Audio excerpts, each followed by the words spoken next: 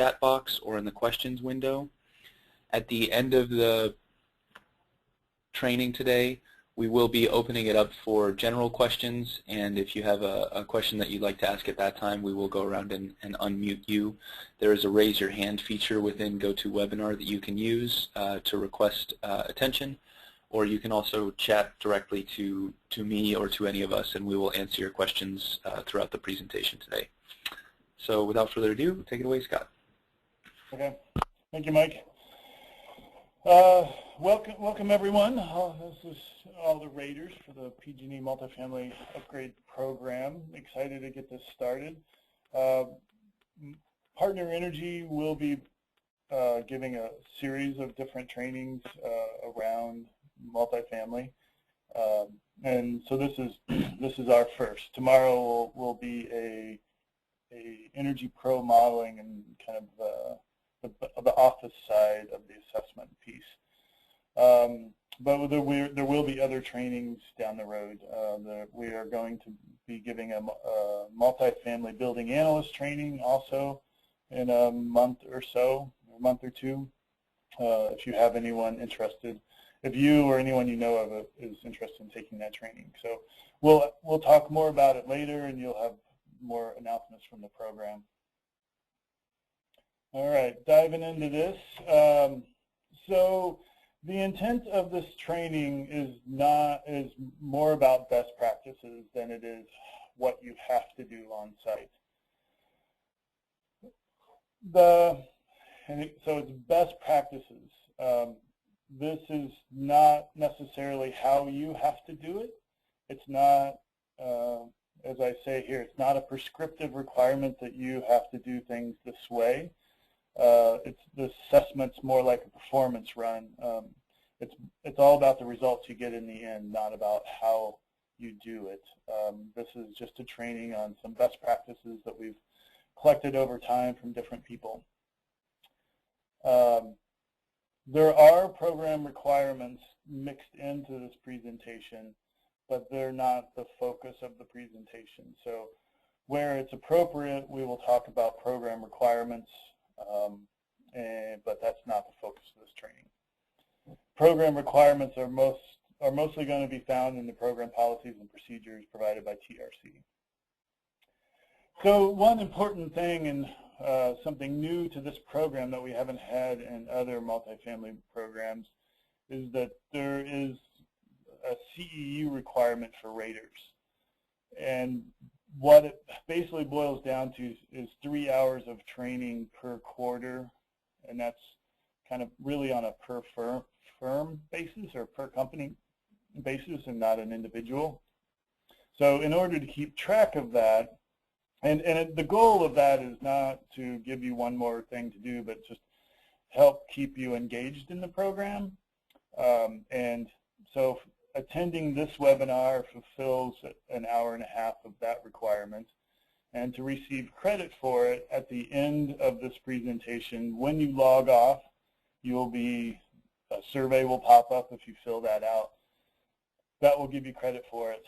If you don't have time when you log off, there will be an email coming out after the webinar kind of thanking you for your attendance, and it will also have the survey on it at that time. But just don't forget the survey. We need it for our record keeping, and you're going to need it for your CEUs.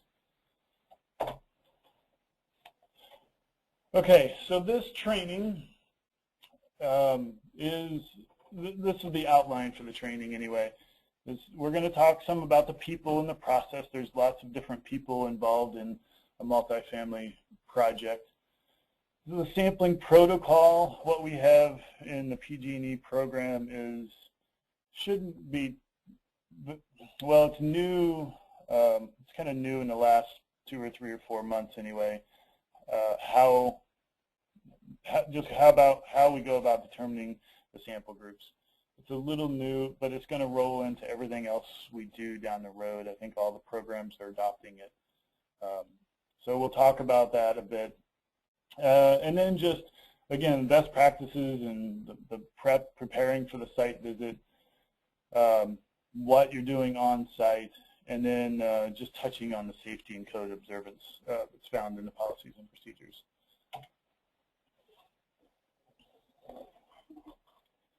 So the learning objective is to just understand a process and some best practices. We don't, it was mentioned earlier, we don't expect you to do everything that's on here. It's just giving you different ideas. We hope integrate what works for you. Okay, so the people, we're going to talk first about the internal people, best practices, and then external. There's 4 main people, and often in some roles, there may be one person that's performing all 4 of these roles, but trying to disaggregate all the different things we do on a day in and day out basis, we broke it down into basically 4, and that's sales, project management, or project manager, there's a project engineer and a field engineer. And I know, like I've been all of those things on one property before, and I've just been one of those things on others. So these can all be combined, or they could be individual. So the first role is as the salesperson, because that's really who's bringing in your business. And we a lot of times refer to it as relationship manager, because this person is really, the bottom line is bringing in business, and the way to bring in lots of business is to manage the relationship with the client, good or bad. That's their main role, is to manage that client and that client's expectations. But their 4 tasks in that are lead generation, the contract signing is what it says here, but that could also be writing the contract.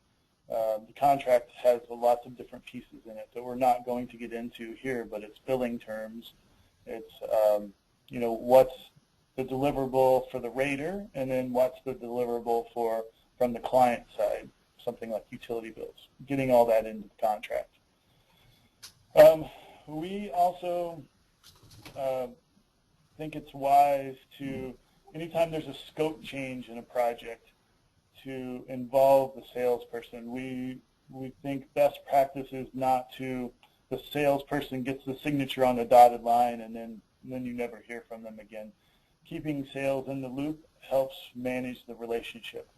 And so if there is a scope change down the road, it's good to involve them so they know what it is and they can just manage expectations. And then they're really responsible, who they contact and who they talk to about a certain property is usually going to be a different person than, when you're actually on site for sure, and just throughout the process requesting information. So they're talking with the decision makers, hopefully, like that's who needs to sign the contracts. The next is as a project manager, and this person, this could be an individual person, and they would probably be managing 10 or 20 different multifamily projects at once. But the expectation for the project manager is they execute the contract.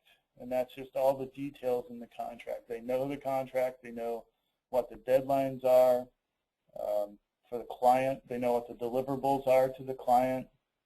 And then they also keep the internal budget and manage that budget, whether that budget is dollars or hours or both. They're primarily get the contract done, get the project done on time, on budget, right? And then the project manager is also going to be responsible for team communications. They're going to, this mostly internal to the company, keeping everyone on the same page. The technical program compliance, and that is, reading the policies and procedures and knowing what the program is asking for is one of their responsibilities. And then ultimately, they will be the person who will QC the model and QC the report. They should have that technical competency. So the project engineer, they will coordinate the site walk. They don't necessarily need to go on the site walk, but we have a different person who's the field engineer who's going to go on site, but we ask that the project engineer coordinate the site walk, and that's because long term they will be the main point of contact with the property manager, whoever their counterpart is on the client side. So they coordinate the site walk with the property and with the field engineer. They request all documents from the client. So, we're going to request plans. Not that we get them very often, but we always ask. We ask for utility bills. And other requested documents, like a site plan, is always good. They build the model. When the field engineer is back, gives them all the data. They're responsible for building the model, the Energy Pro model, right? They write the report, and I already touched on they're the main point of contact with the property.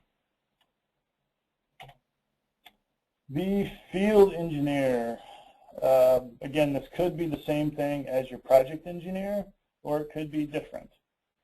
They are responsible for the nuances of the site visit. So how many units, figuring out how many units they need to go in, how many of which buildings are necessary.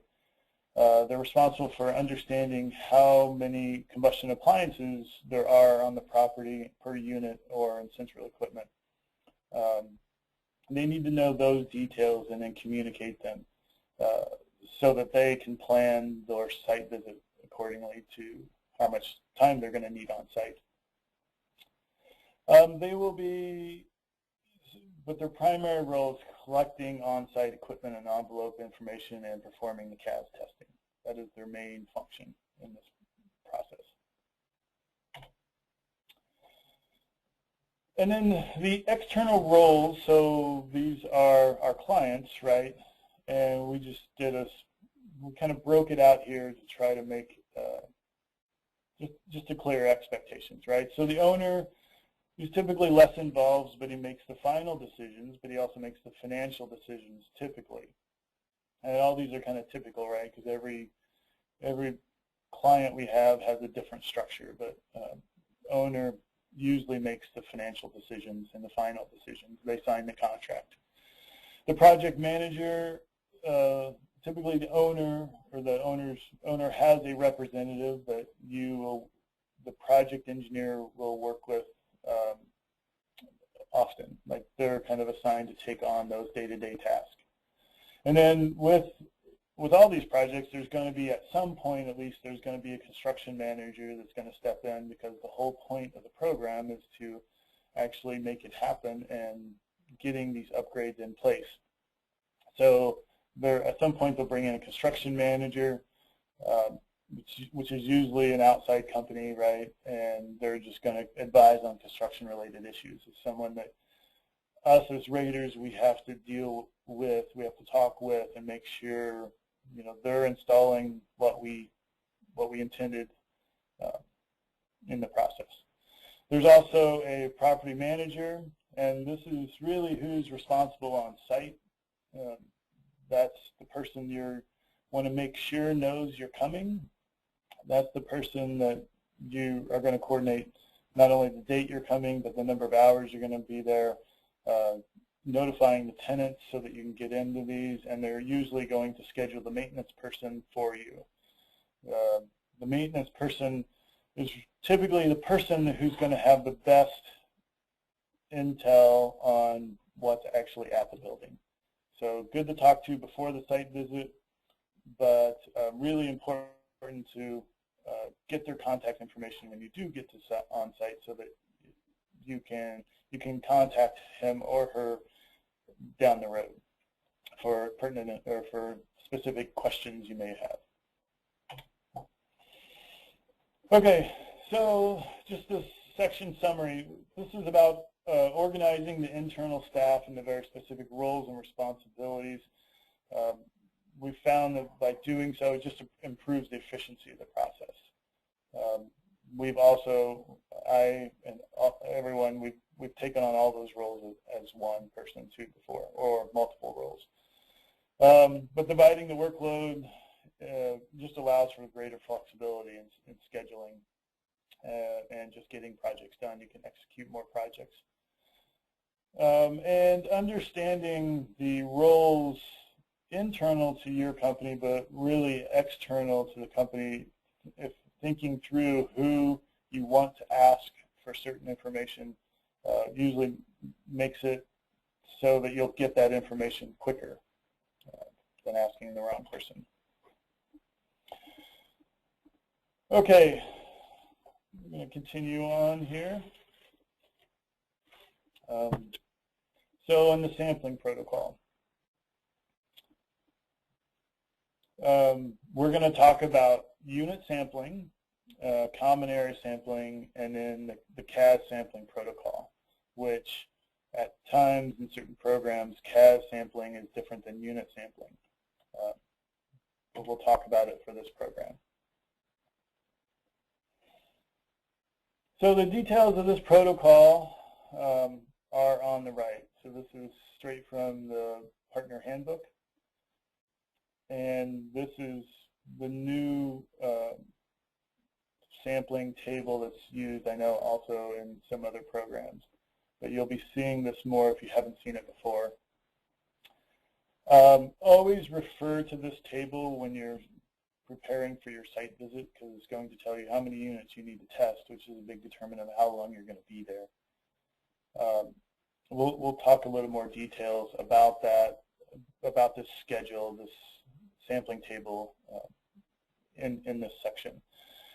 So just to define a few terms, high-rise, of course, is more than 3 stories or 4 stories and above is a high-rise. And so if you're sampling a high-rise, you have to at least sample a unit on the top floor, bottom floor, and the middle floor. That's not all you have to sample, but your sample has to include at least each of the one out of each of those 3 categories. But it's all determined by the number of units to sample. And the scattered site. So this is going to be multiple buildings on one property, typically. So what this sampling table doesn't require you going into every building, but it does require you going into at least 1 unit for each unique building type. So unique building type is talking about changes in volume primarily, but volume, geometry, and occupancy type, and number of and type of HVACs. So look for those, and that's how we're defining a unique building type. But it does not require you go into every single building. All right, so let's see. Yeah, so let's take an example here. So if you've got 35 unit property, from this table, the minimum number of units to sample would be 5. The max, or the recommended, is 9. I think typically most raters are going to do the minimum. It's just more cost effective. But that's the minimum required to be sampled, to collect data in. And you'll notice on this table, it's no longer a straight percentage, 10% or 15%. It varies per how many units, and hopefully this will help reduce the amount of data we collect on large properties, and it will improve our sample size. It'll improve our data on smaller properties. Because on small properties, we're going to sample more units than what we typically have, the 10 or 15%. On large properties, we're going to sample less in terms of percentage. Less in terms of percentage and less in terms of of total units sampled.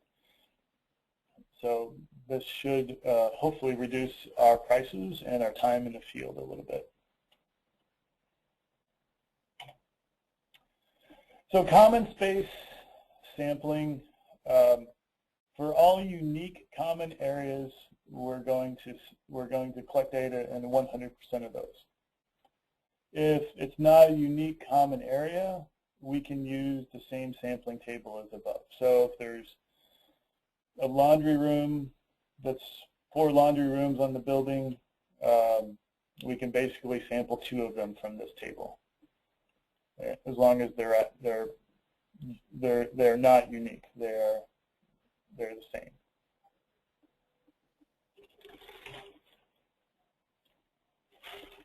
Combustion testing. This is the crux for most of us in this and all programs for multifamily. The large amount of combustion appliance testing we have to do, and ask the client and get the client on board with this. It's really important to get the client on board in this and understand it, and for us to understand it, the combustion appliance testing standards. So according to the sampling table shown before, we are going to do combustion testing in each of the units that we're going to collect data in. We're also going to do combustion testing in. So if the sampling table shows you have to do 5 units, in all 5 of those you're expected to also do combustion testing. You are also required to do a combustion appliance safety testing on all central combustion equipment. And what's kind of new in the policies and procedures, besides the whole sampling protocol, but a new thing that we have to keep an eye out is called a systematic failure. And on the next slide, we'll talk a little bit more about what a systematic failure means to the property and to you as a rater. But basically, we either have to double our test-in sample size, or we have to declare that there's a property-wide systematic failure, and that has repercussions at test out. And we'll talk about that. Scott, there's a couple questions that have come in that I'd like to answer. Okay. The first question is, has the partner handbook been published, made available yet? Yes, as of today, we've gotten confirmation that the partner handbook is approved, so I will be sending a copy of that to everybody on the call today, which will help you kind of digest some of this information that Scott's been presenting. And the other question is about upcoming trainings. We are requesting some feedback from you all today at the end of this presentation about when and where we should hold the next training. So stay tuned for the end of the webinar, and please send us your feedback, and we will make the schedule available when it's finalized. And that's it for now. Okay, thanks, Mike. So yeah, and just touching on what Mike talked about, the upcoming trainings, we will get a schedule out and to you as soon as we can about what trainings we're thinking of, but we really want to tailor it to what you find valuable. We don't want to waste your time, and I certainly don't want to waste my time teaching to something that nobody wants. So give us the feedback. What, do you want to learn more about modeling central combustion or modeling central water heating systems? We're planning to do a lot of small tech topics, like 1-hour seminars on webinars on very specific topics. So give us the topics you want to learn more about, and we'll see what we can do about getting a webinar specifically around that topic.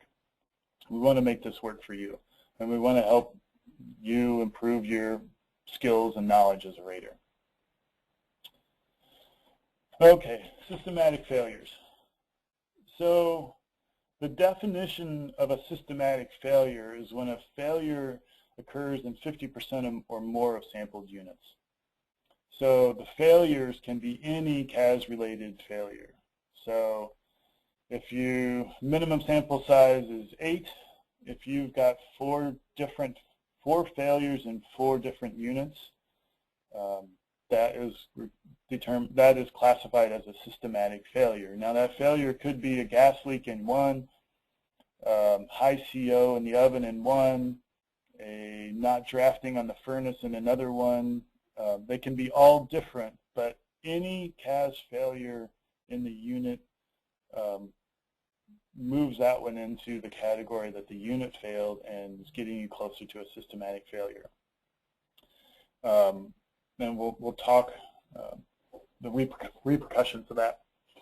So what happens when there's a systematic failure? We need to notify the property owner, the manager, or whoever is the authorized agent. Some of these words are straight out of the Policies and Procedures Manual.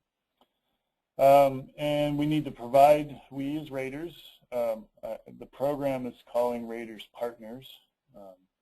So I'm going to use those two interchangeably, but anyway.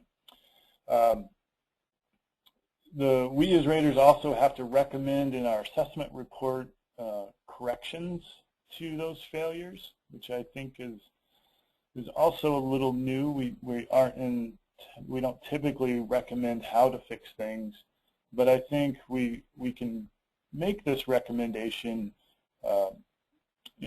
in a way that doesn't leave the liability with us. You know, you told us to do this and that didn't fix it. You know, hopefully we can make this a general recommendation so we don't get the finger pointed at us.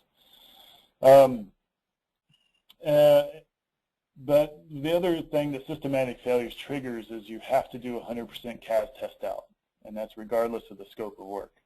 So even if you're not changing the pressure dynamics in the unit, if you're not changing the any combustion appliances, regardless, you have to do 100% test out.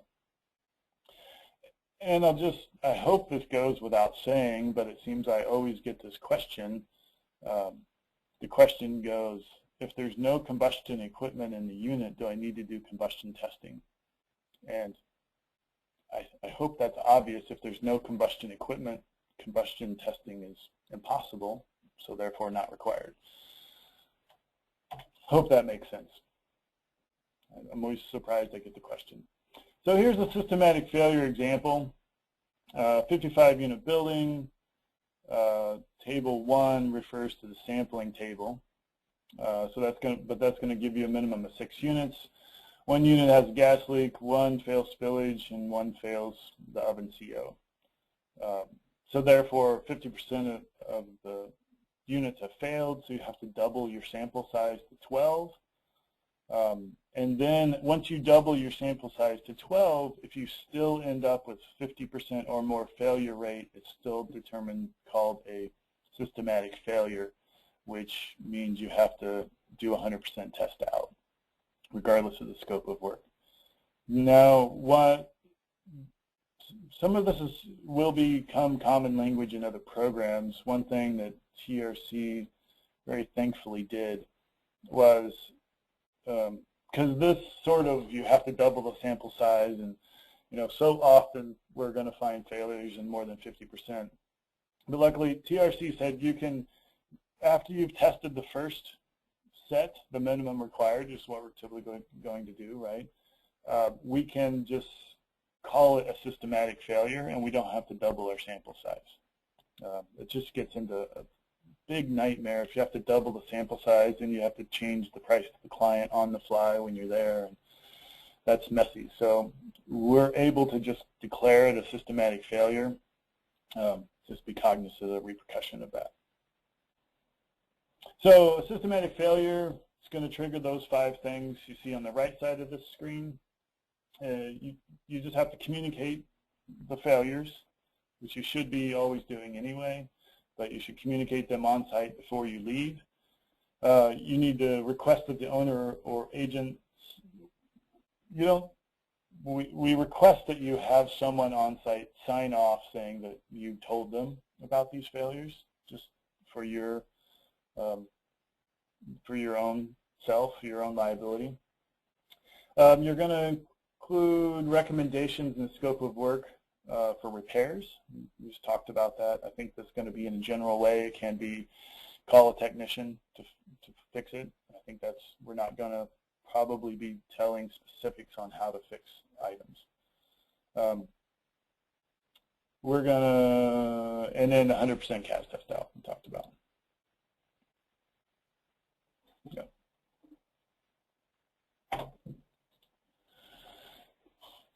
Okay, so the summary is just it's really important to understand what units we need to test and how many. It's important to know what units have what combustion equipment and just what combustion equipment exists on site before you get there. It's amazing how difficult that is. The property managers don't know whether they have gas or electric ovens or gas heating or electric heating, but preferably before you get there. And then all unique common areas need to be assessed, and then all the combustion appliances need to be tested per, usually per standard VPI protocol. Okay. Scott, one question came up about combustion safety testing, if you could please address it. In some multifamily buildings, there might be a central boiler instead of a small water heater in every unit. Can you clarify the testing requirements for central domestic hot water or central HVAC systems briefly, please? Yeah, so central combustion equipment has to be tested 100%. And it's going to be per BPI protocols. It's usually going to be spillage, draft, and CO. You're going to do inspection of the unit. You're going to record make and model numbers so that you can model it later. Central heating would usually take the form of a hydronic system. Usually it's going to be water, could be steam. And central cooling would look something like a chiller. So we're not, we're only testing, quote, testing combustion equipment. So something like a chiller, you're not going to test, but you certainly want to record the information on all central equipment. But it also goes down to its unique common areas. But for central equipment, you really want to collect all the information. Did that cover it, Mike? Yep. Thank you. Okay. Okay. So now that you know how many units you're going to be testing and what you're going to be testing in each unit, you have an idea of the layout in terms of the client side, who's who. Now we're going to, this section will get started on how you really make that happen. So best practice, again, is to do an internal kickoff and then an external kickoff for the team. So it's just a time, and this is really important. It's about setting expectations of what they need to do and when it needs to be done by each person. But you should bring all the people associated with the project who will be working on it and have this meeting for every project that's kicked off. This meeting can last 10 minutes if it's a routine project. It could last an hour if it's not. But it doesn't have to be long. But in that meeting, you want to review the contract, make sure everyone's clear on what you will be delivering to the client and when. And you should communicate about who is who on the client side, who should be talking to who, and just internal to the team, make sure that everyone knows what their role is on this project. And the picture on the right, there's, in a lot of our contracts, we set some client deliverables. So hopefully you have this before the team kickoff, but it's not all the time, right? And then you want to do an external kickoff, so that's going to be with the client. And how that goes is the sales person who's been interfacing will introduce the team. So but introduce mainly the team inside the company, but also they could introduce the team and the client if they know them. But really it's about them introducing the team that's going to be working on the project now and their roles. The project manager should explain the process so that the client is aware of this process. So, you know, you're going to collect data on sites, you're going to then model, you're going to write reports, you're going to, you know, when you're going to ask for their feedback, just so the client knows the process. And then the project engineers, this is the time, if you don't have them already, to request the client deliverables. That's going to be usually utility bills, which are not required in the program, but we usually request them.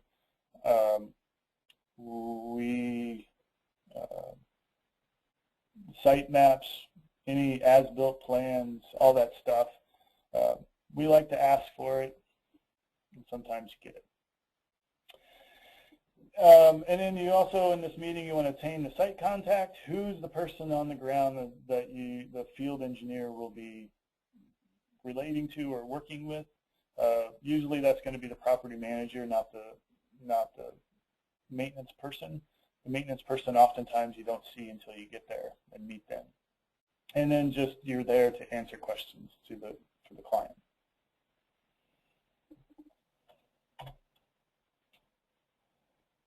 So after that meeting, best practice is to kind of send a follow-up email.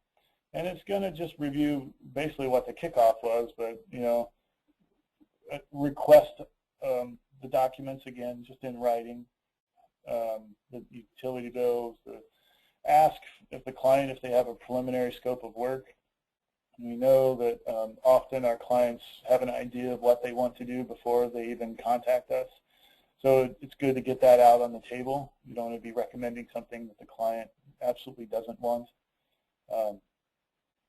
But hopefully, you know, our job as raters is to nudge the client gently to do more than they were intended to, and, you know, specifically in the terms of energy efficiency. So instead of 13 or 14, let's nudge them up to 15 or 16.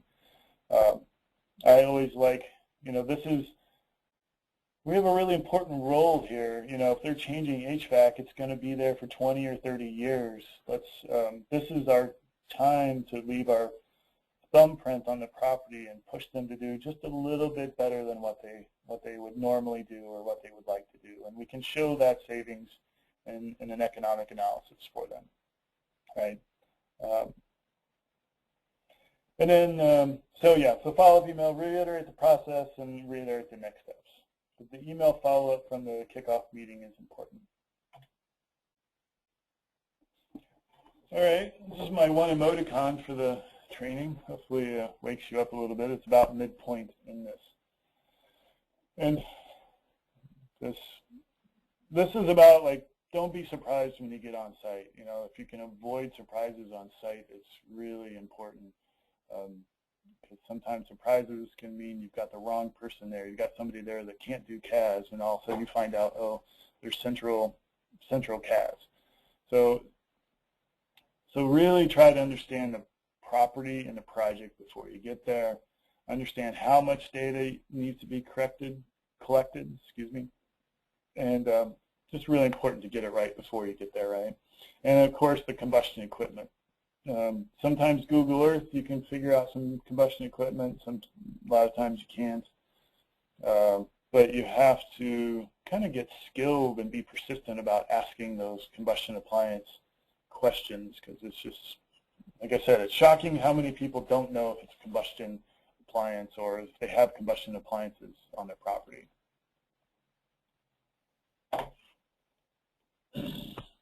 Scott, I got a couple questions if I can pause you here for a minute. No problem. Okay, so one question I can answer was asking what the program offers for an assessment for the site assessment. We will, I will send you the information after this webinar. This information is listed on our website and is available in our partner handbook. It's a little bit confusing to say over the phone, but we do offer an incentive for the assessment, and it does vary depending on the overall % improvement for the project. So stay tuned for that. There are some questions now for you, Scott. So the first one is, what is a reasonable budget for conducting a site assessment? And I'll leave it up to you to how you want to answer that. Reasonable budget for a site assessment. Boy, how do you answer that? Usually, well, a lot of it depends on location, right? I just bid a project yesterday in Maryland, so it's got 22 hours of travel time, right? That's the majority of the site visit.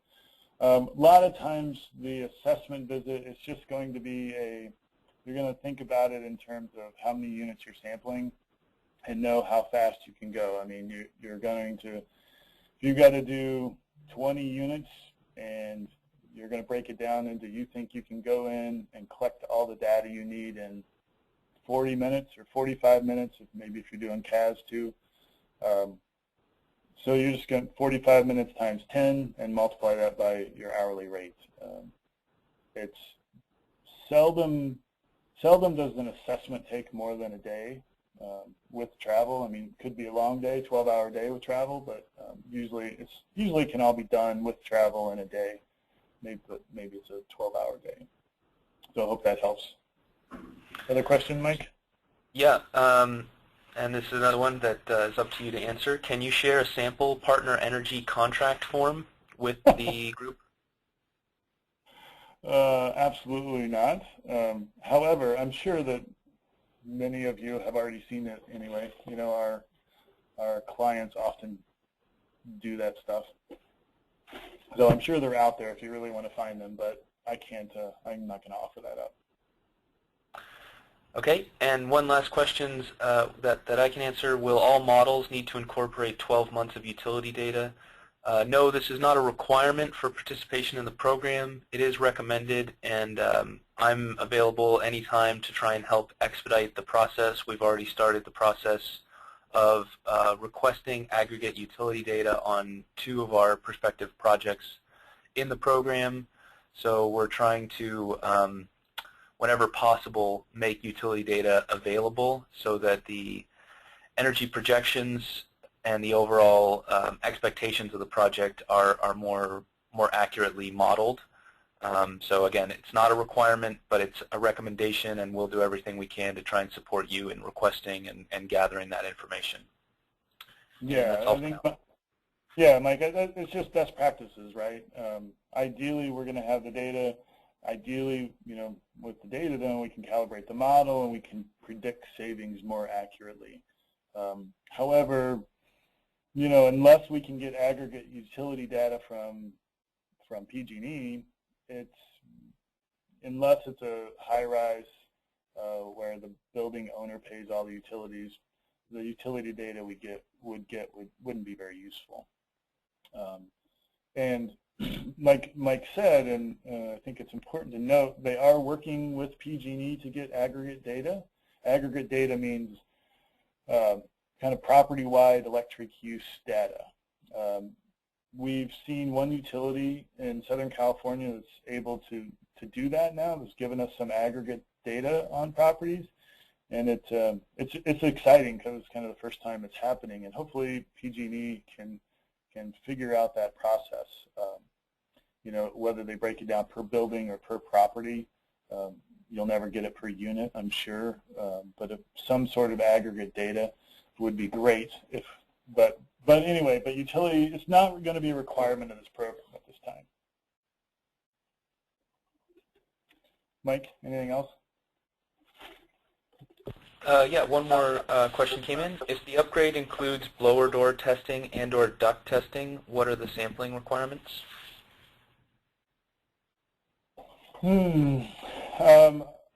I would say you're going to use the sampling table that was shown previously because it's not going to be a HERS requirement, you know, to test in. It may be a test out, and then I think you're going to do whichever one is more.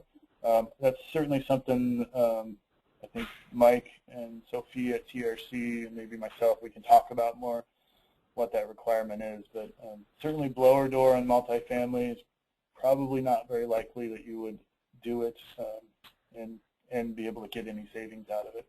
Just too big of Yeah, why don't you reach out to us at the program before you start a blower door project, and we can go over in detail expectations on sampling and how that's going to be modeled. We're not covering that in depth today here or tomorrow because we're not expecting to deal with many or any blower door, so kind of air sealing upgrades. But we would definitely like to support that. So if that's an interest for you, if that's something that your client is interested in, let us know and we'll figure it out. The same with duct testing. We have a process in place, but it's not common, so we're not really covering it today here, but we're happy to go over it with you on a case-by-case basis and lay out the expectations and the sampling requirements and how that should be modeled and all that stuff. So follow up with me directly, and that's all the questions for now. Okay. All right. Thanks, Mike. Yeah, multifamily blower door would be exciting to see, difficult to do. Okay, so a little more on coordinating a site visit. Just make sure when you talk with the property owner that you are setting clear expectations and expectations about the days you're going to be, the date of you're going to be on site, and then the number of days, following days you're going to be on site. Like I said, typically it's going to be one. The work hours is important. You know, if the maintenance guy works from 6 to 2:30, we need to know that. Or we need to set the client's expectations that we're going to be there from 9 to 5 or something. So make sure that's communicated so the maintenance guy doesn't leave on you halfway through your day. Make sure you communicate the number of units you need to do. And a lot of that's going to be on client notification or tenant notification. And make sure, I always ask them to do another, an extra 10 or 20% beyond whatever I have to do, because you're always going to need some backup. Somebody's going to be there you can't get into. Expectations about the common areas you're going to need to get into, and that you will need an on-site escort all of the time that you're on site in a unit in particular. It's really a lot of liability to do it if you're not escorted. And then after you've set these client expectations, again, follow up a day or two before. Just make sure they're ready for you. It's terrible to get there and they forgot about you. And then also something new with the program this year, we're going to coordinate our site visits with PG&E. Not exactly sure how it's going to look now, whether we're going to have to schedule with the property, our schedule, and PG&E's, but I think PG&E is going to be flexible. It's basically alerting them that we're going to go out to multifamily property, and we all know that there will be a lot of combustion testing and a lot of combustion failures anytime we get on a property like that. So ideally, this is going to save us a lot of time. We're going to have a contact on site, and when there's an issue, we can call PG&E directly. Any of you who were in the program last year, it was difficult how the program was structured last year, and it could take hours and hours to call in one issue. So this is their response to that, and I think it's a good one. It should help us on the site. Okay, so summary, just make sure, pay attention to the contract, right? You got to know what you're going to deliver. Know who to ask your questions to is going to get you answers much faster. Know what your sampling group is, and know your contacts, your emails, who to contact. Make sure you have emails for someone like your property site contacts. And don't forget, we're going to coordinate with PG&E, GSR, Gas Service Representative, in case that wasn't clear. We're going to coordinate with them if there's combustion equipment on site, just so that they can address and have somebody ready to address the combustion failures. I kind of want to, Mike, is there any questions about that? Because that's kind of new with having a GSR on site. None so far. Okay. Okay. So this is so now you're getting to the site and collecting data. It's always great to pause when you get there, get out of the car, shake off the drive, get your bearings around the property, organize what you're going to need before you meet your contacts, right? Get your data, make sure your data forms are there, your clipboard, all that. You can make some initial observations of the basic conditions, and then you can also find a site map. A lot of these properties are going to have a site map, like at the entrance or somewhere that you can snap a picture of, and it just helps you identify buildings, and it helps you when you name buildings to make it match with the client so that you're communicating about the same building in the same manner if necessary. So now you're there, you're out of the car, you shook off the drive, and it's just meeting the people on site, of course. Again, it's explain expectations, setting expectations, making sure no matter how much you communicated beforehand, it may have never got to the people you're now meeting. So try to explain it again. You can interview the contacts that any kind of missing information that you have, they may have just off the cuff. And you can also request the documents that they can send you later if necessary. It's really important to, if you don't have them already, make sure you get their name, first name and last name, get their phone number, get their email. It's not for the program, right? But if you forgot, I don't know, you forgot to take the make and model numbers off all the water heaters or something like that.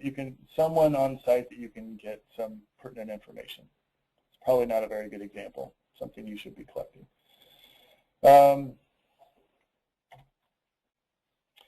So 2 ways to think about it. When you get to on-site, the maintenance man who was reserved for you all day there could be a toilet backed up somewhere, and he's no longer available to you, at least right when you get there. So kind of be prepared to go 2 different ways. If your guide's not ready, do all the exterior work, sketch the buildings, do the exterior lighting, gather data on all accessible common areas. There's still a lot of work you can do without your guide. But if your guide is ready, I would not recommend doing that stuff. Just get straight to the units and just make use of his time wisely. He will appreciate it. Just keep good relations with the client. We like to inspect storerooms because it's going to show us what bulbs they're replacing everything with, maybe what plumbing fixtures that they're replacing it with. It may not tell us what's in the unit, but it's a whole lot easier to figure out the wattage of a light bulb if it's in your hand than if it's on the ceiling. So it'll give you some good information. And we always take pictures of all that stuff too, just so that we have documentation of what's in their storeroom and what's going into the building. So get the storerooms, and then you're going to get into the units and collect your data, but also perform the CAS testing. I'm sure many of us have a great story about someone who's asleep and not wearing any clothes, and you walk in on when you're walking into units. One of my people that just happened to them. So it's just reiteration of, it's great to have the maintenance guy or gal, if that's who it is, or whoever's walking you and letting you in these units, not only knock on the door and unlock it for you, but really to open every door in the unit, just to make sure there's no surprises for you. Really important. And then they're going to take you to the common areas, and just keep your guide with you at all times. Really helps. Just really helps down the road. All right, the key to good data collection is I just think it's a really good form. If you've got a good form, it's going to be easier to collect the data.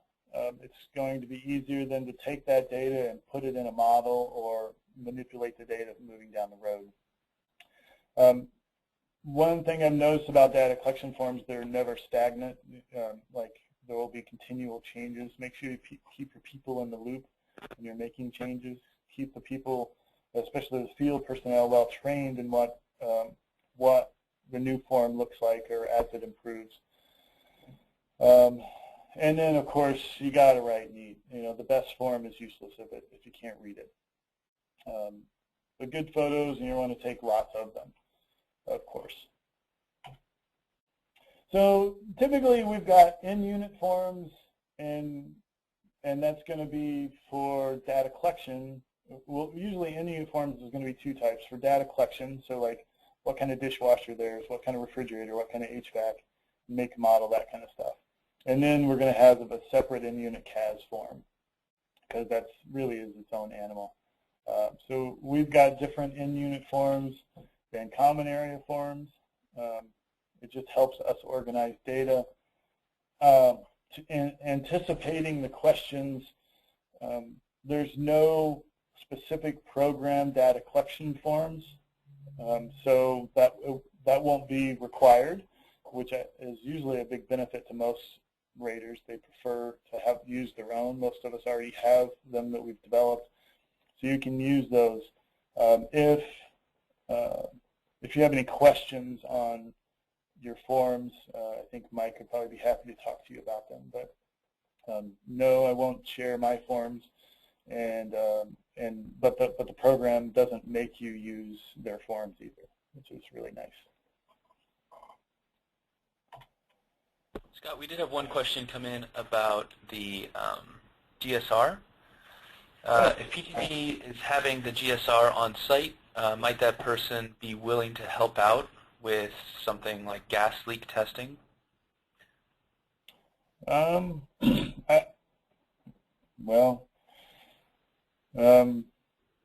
Yes, that's possible. It's certainly not. I don't think PG&E is going to make that a requirement of them, of that GSR on site. But I know if I was the GSR and I was standing on site doing nothing, I would be testing gas lines or something. So yeah, they might be able to help out in that manner, but I wouldn't count on it. They will not be doing the combustion testing for you, and I don't know. If a PG&E representative, let's say they test all the gas lines, would that relieve us of that responsibility? And that's a program question. It would probably have to be digested later. Yeah, so to clarify, the expectation of the gas service representative, or the way that the arrangement is worked out right now, is you should consider the gas service representative as on site, sitting in their van, awaiting any service requests from you that you discover on site. Do not expect them to help you with the assessment or any of the testing. They're there in the event that you identify any kind of gas leak issue that they need to handle, which is outlined in our partner handbook. Yeah, and for those of you who were in the program last year, it's not they want to know about a lot more than just gas leaks. So they're high CO, draft failures, that kind of stuff. They're also going to want to be alerted to. So typically, you can keep a gas service representative pretty busy as long as he starts about an hour after you, right? You can pretty much keep them busy for the whole day, just fixing things as you move on. We'll see how it actually works when we do the first few of these, whether the GSR is going to actually show up when you do and be sitting in their van, or whether they're just on call. I guess I'm thinking they're probably not going to be sitting on site, but you'll have hopefully like a cell phone number to that person who can shoot over to you at your first failure, and then they're going to hopefully stay there the rest of the day. That's how I think it's going to end up working. Okay, so building sketches is really the most important thing, I think, of all the data forms. Neat writing, a site map is going to help you do this.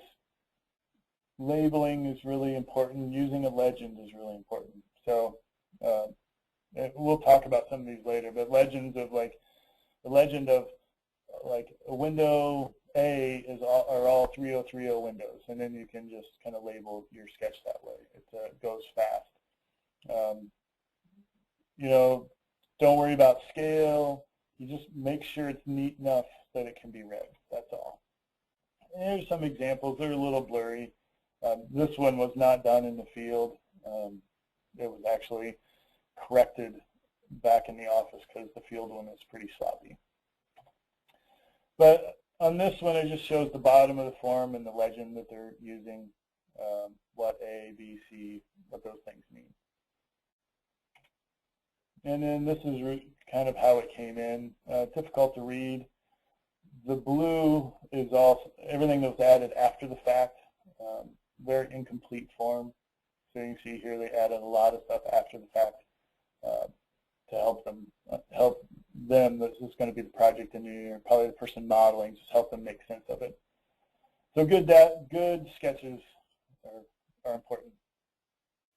And again, windows, you're going to usually label in an architect fashion, inches, feet.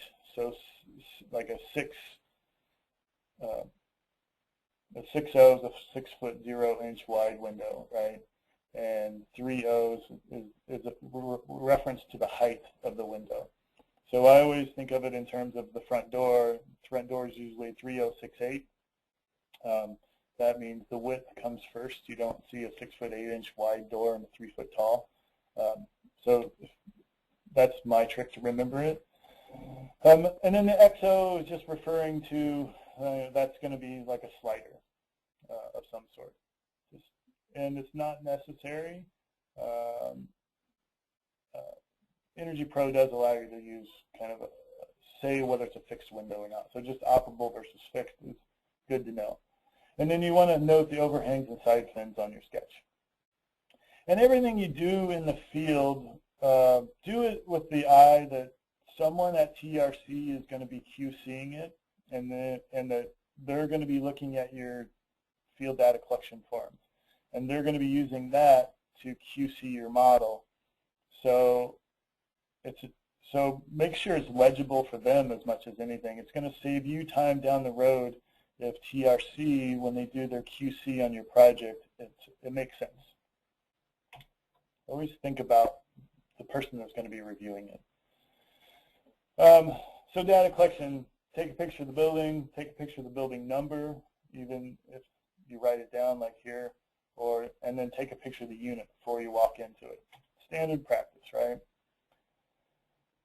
Then if you're going to take a picture of something like a refrigerator, here there's the water heater, you want to take an overall picture, and then the next picture you want to kind of zoom in on the nameplate so that data is there, and then you might take an additional photo of something concerning, could be a vent, like a loose vent or a water leak or something. Keeping them kind of all in that series helps you disaggregate all the field data later on. And then more on data collection, of course, you're going to do lighting, interior and exterior, standard Energy Pro inputs, you know, screw-in CFL, high efficacy, incandescent. That's all you need to know. HVAC, you want to record the information on that for common and tenant. Control type, operation of schedules. Schedules obviously refers to the common areas typically. And a lot of this you're not going to be able to, or some of that you're not going to be able to model, but just take a note of control type. Ventilation,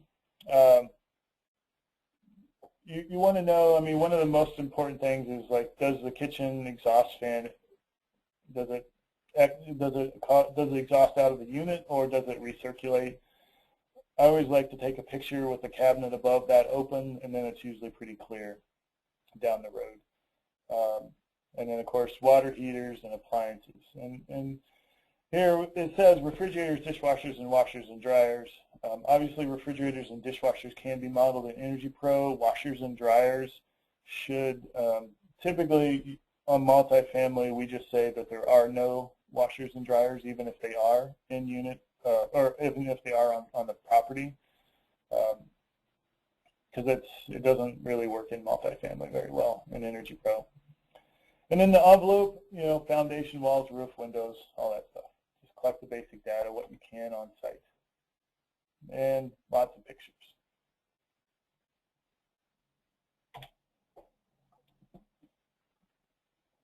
So, in summary, it's all organized, communicate your expectations, time and what you're going to do. Thorough understanding the property is key to really efficient data collection when you're on site. Excellent building sketches produce excellent models. So it's just less guessing from whoever's modeling back in the office.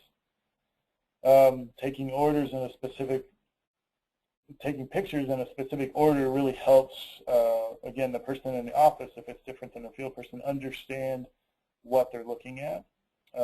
Just saves time down the road. And then understand what you got to collect data on. Everything that uses data, everything that uses energy or energy flows through, like windows and doors, you need to collect information on. Scott, we've got a couple questions here, and I think Sure. I think they're mostly for me about the program. Okay. So the first question that I wanted to clarify for everybody is about how many employees per company are allowed to attend the trainings. This is kind of a general question and answer about all trainings in the program. Also, the question goes on, are the trainings free? So the trainings throughout the program are free, and it's open to as many people from each organization as would like to attend.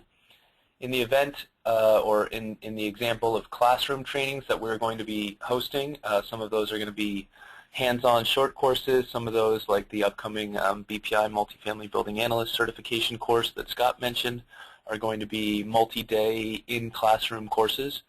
Those two are open to as many employees as you have that are interested in taking the class. Certification fees are not covered by the program, so you will have to pay for any certification testing and equipment that you might need.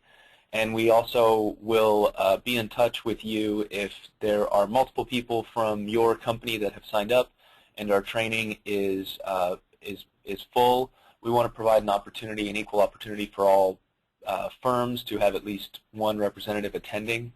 So please feel free to sign up. Everybody is welcome. In the event of classroom trainings, we're going to try and make it available to as many firms as possible. So if training does fill up on that, we will reach out and work with you directly on trying to cut down the list of people attending from your firm so that other firms can attend. There are also a couple questions about the data collection forms. So the data collection forms for the PG&E Multifamily Upgrade Program, there is no specific form that is required. We do have a copy of a generic form that we will provide on the partner portal, and I will email a copy of that to all of you who are attending today that you're welcome to use. I can email an editable format.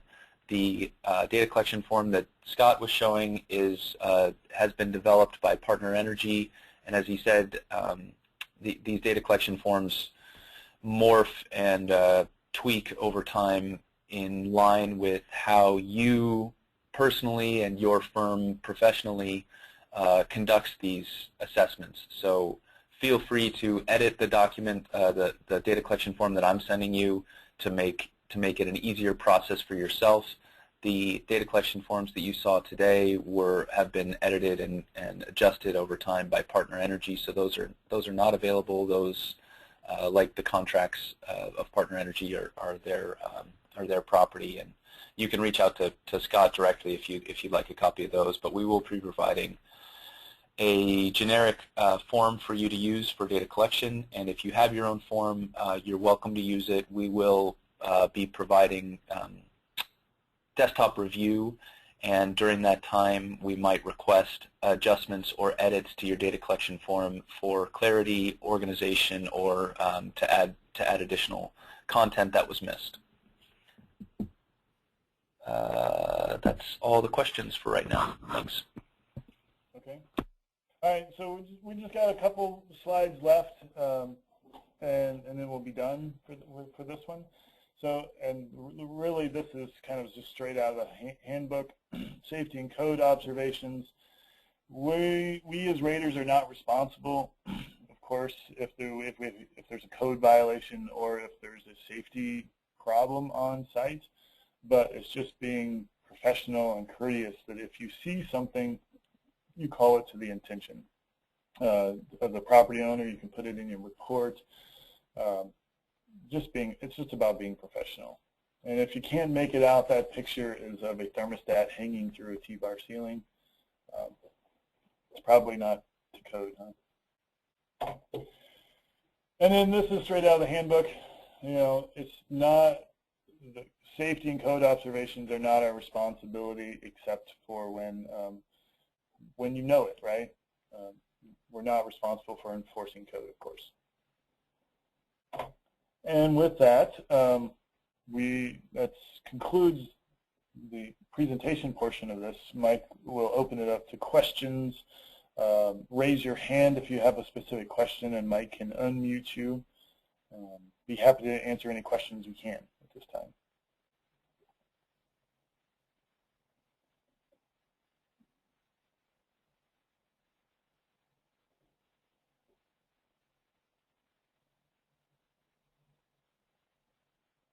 Anything, Mike? So there's one question, yeah. The assessment from the data collection is presented clearly for TRC's QC. How long can we expect their review to take before a project is approved to begin work? So for the time being, we are setting a timeline for ourselves to return the first round of comments to you within 2 business weeks, 10 business days. Over time, my intention is to whittle that down to make it as fast as humanly possible. I realize that assessment waiting stage is a burden for you and for the owner and for the project team in general. So I'm setting the expectation at 10 business days for a return of comments. I will do everything in my power to make that as fast as possible, because I understand that section of the process is kind of the most cumbersome in terms of managing everybody's schedules and expectations, and we don't want to be the ones holding up any project. Yeah, and on that, Mike, I want to throw out, and it'll be covered in the next section, but tomorrow's training. But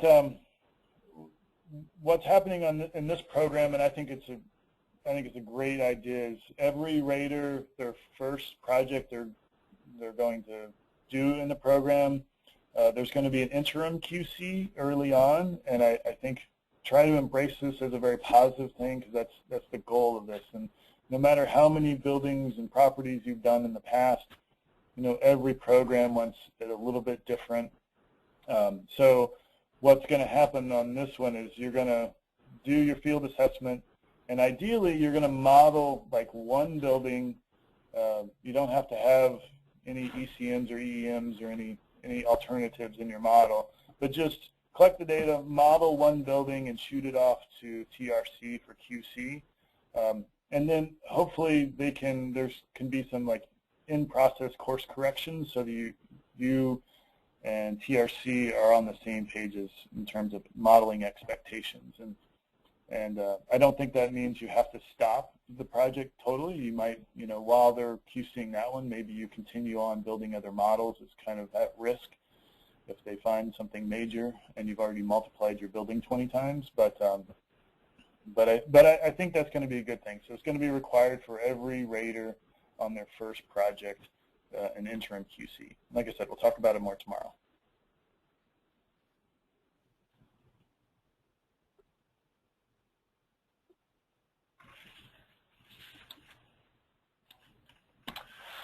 So another question came through. I have a multifamily rehab project starting next month. Is it possible to get that project enrolled in this program, assuming I have all of the certification and insurance required? Yes, we are open for business. What's required for you, the rater, is to submit to us your certification and insurance documentation. We need to make sure, positively confirm that you attended or that you viewed the orientation webinar that occurred last week, and we can provide a recording of that for you. We've, by the way, we've put all of the trainings that we've had so far, which is just 2 orientations, and we will be putting this training up on a YouTube page that we've created. The videos of all of these trainings will also be available on our website, multifamilyupgrade.com, and on the partner portal when that goes live, which will provide all of you with a login for our program, and that'll give you kind of behind-the-scenes details about the program. It'll allow you to download the data collection form and the partner handbook and the application forms and the pre-qualification interest forms. Everything will be available there, as well as upcoming trainings that are free, that are news to you, any news about the program. So there's a variety of resources that we're trying to make available in a variety of places.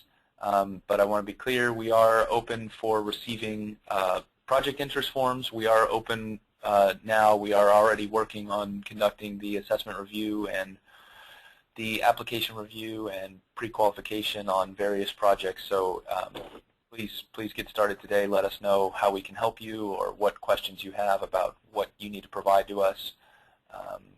But yes, any projects starting this month or next month or any time in 2015, we're happy to work with. I think the most important thing, does it matter if we use Energy Pro 5 or 6? This program is requiring Energy Pro 5. Energy Pro 5 non-residential performance for high-rise projects, Energy Pro 5 residential performance for low-rise projects. There's more details about that in the modeling and analysis protocols discussion that's happening tomorrow, same time, same place. There's the next question is about whom do we name as the also insured on the insurance details. I can send you that information. We have a insurance certification form that has that information clearly listed out in legalese insurance speak for you, so that you can incorporate that into your policy and make sure that your policy has the right coverage limits, and then you're good to go. If you email that to us, we will keep that documentation on file, and that serves as part of the piece of your eligibility in the program. There's another question, is there a sampling requirement for ventilation of dwelling units? So I'm going to speak briefly, and Scott, if you can talk to this too. The sampling requirement is intended for you to identify the conditions of each of the sampled units and use that as a representative approximation of the total project. So when you're in each unit, the sample, the assessment should include everything within that unit. Yeah, I mean, and really it goes back to, you know, kind of again what we can model. And you can model in-unit ventilation, but typically it's a yes-no if they have it. Now, if it's a central ventilation system, again, it's not often modeled. It's not straightforward. For central ventilation for high-rise, when you're in non-res, you can do it, but it's not often. And I wouldn't say, I mean, you need to get a good representative sample of the equipment there, especially if you're planning on changing it and taking credit for energy savings on that feature. Thanks. So got another question.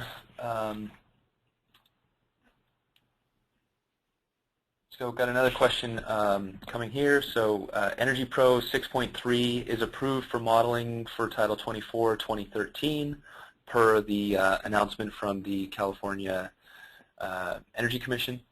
Yes, what we're doing within multifamily upgrade is retrofits, not necessarily in line with new construction. Retrofits do trigger Title 24 at a different rate and up to a different threshold. All of that is kind of anathema to the discussion. The program has made a decision to stick with Energy Pro 5. You may or may not know the differences between Energy Pro 5 and 6 are that a new simulation software calculation engine has been developed and is the underlying engine now in Energy Pro 6. Our reading of the situation is that there are still calculations and decisions being made about the performance of that software, and it's changing somewhat quickly. So we wanted to provide a consistent and accurate calculation throughout the program cycle so that projects that start early maybe have a different underlying simulation criteria if we were to use Energy Pro 6. So the program has made a decision to stick with Energy Pro 5 for all projects within the program, and that's what we're going to do with that. If you have more questions, we can talk directly about your concerns or about how to make that happen. There's another question about the insurance requirements. So I'm going to provide as much documentation as I can for you at the as a follow-up to this webinar. That follow-up should include enough documentation to answer your question. If it does not, please reach out to me or the program directly, generally, or me directly, and we'll get your question answered.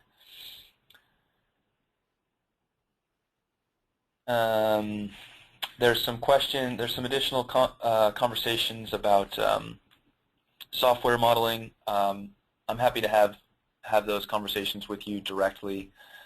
This is a decision made by the program, and we can talk about how to implement that given the constraints and the requirements of meeting code.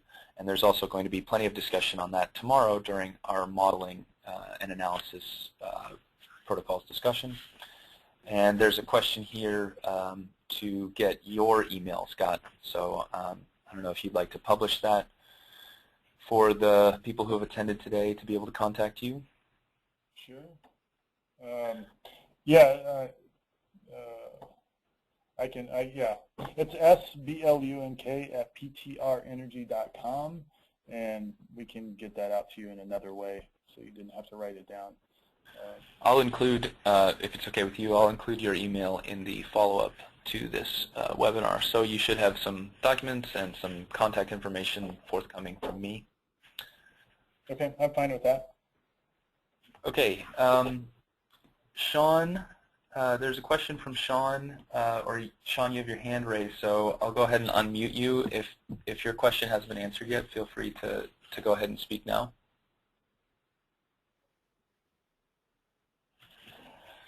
Okay, sounds like you had maybe asked a question earlier that we've already answered. We're nearing the end here, so if there's any final questions or clarifications, please ask them now. Hey Mike, I want to comment on a couple things. Please. So if you've got a project that's that you want to get in the program, I think the way I understand it, and Mike, you can clarify, but it's important that construction has not started on the project yet to be allowed in the program. Do you want to confirm that, Mike?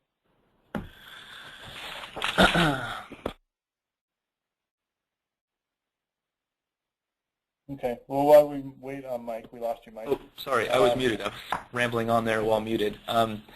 Yes, so there is some rules that we have developed to handle projects that are kind of already in the process, or maybe you have some projects that have begun, but the assessment has been performed. So depending on the various conditions of the project, here's how we're going to proceed. So if an assessment has been completed within the last 6 months, and the assessment has to be commensurate with the level of detail that we're requiring within this program, and if you can show documentation of what the assessment conditions are showing at the project, we will review it and we will work with you on a case-by-case basis on that. If you're considering starting a project that is already under construction, we can also work with these projects, the requirement will be that the assessment be conducted. Let's consider an example. So if a project is under construction today and you want to enroll it in the program, the assessment needs to be conducted today, or tomorrow, whenever it's feasible in the short term. And whatever condition the building is in, whatever condition or phase of construction you find it in, that will have to be the existing conditions of the building. So that's a little tricky in terms of if some of the major energy features have already been swapped out, or if half of the building has already had energy features swapped out. That's going to kind of throw off your sample and your overall performance of the project. So we're willing to work with all kinds of construction schedules. I guess just let me know as soon as you can if you have one of these examples, and we can talk more specifics about the details. But if you have an assessment within the last 6 months, we can review it and let you know if it passes the program rules in terms of the assessment quality and completeness. And if you have projects that are already under construction and you're interested in pursuing an energy efficiency rebate, if a lot of the energy feature work hasn't been done yet, please let us know, and we'll work with you in that case as well. Okay, I got one more thing, Mike. Also, there was a question about who can attend training and how many. Part of the reason, there's a couple of reasons to have training. One is to improve our skills, right? The other is to bring on new raters, onboarding. So if you're not already a multifamily rater, we encourage, hopefully some of this training will help get you up to speed to become a multifamily rater. Certainly today's training and tomorrow's training was all performed expecting that the audience today are people who have already are already multifamily raters and have already done several projects. But that's the reason why we're giving a BPI multifamily analyst training, again, is to try to get new people on board. So that's going to be coming up soon, in the next few months. And I think that's all I got, Mike. Okay, well, there's no more questions online, so I want to say thank you to Scott, and thank you to everybody for attending. Stay tuned for my follow-up email, and please join us tomorrow for the energy modeling and analysis protocols. Thank you. Thanks. Have a great day.